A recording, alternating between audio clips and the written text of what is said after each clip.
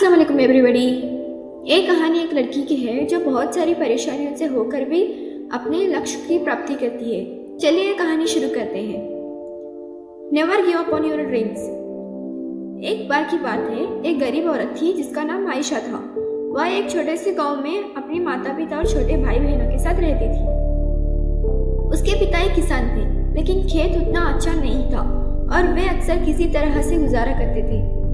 आयशा एक इंटेलिजेंट और स्मार्ट लड़की थी। वह अपने आसपास की दुनिया के बारे में जानना पसंद करती थी।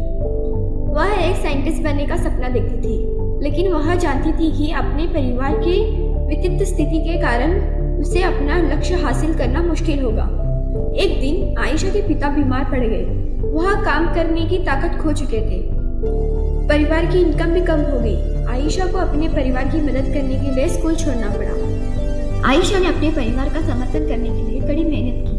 उसने घरों की सफाई और खेत में काम करने जैसा अजीब-अजीब काम किया।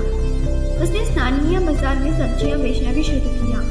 अपने व्यस्त दिनचर्या के बावजूद आयशा ने वैज्ञानिक बनने का अपना सपना कभी नहीं छोड़ा।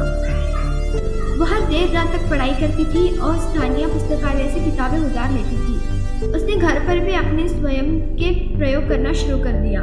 कई साल की कड़ी मेहनत के बाद आयशा ने आखिरकार अपने सपनों को हासिल कर लिया। वह विश्वविद्यालय में दाखिला लिया और वैज्ञानिक बन गई। उन्होंने विज्ञान के क्षेत्र में महत्वपूर्ण योगदान दिया। आयशा की कहानी हम सभी के लिए एक प्रेरणा है।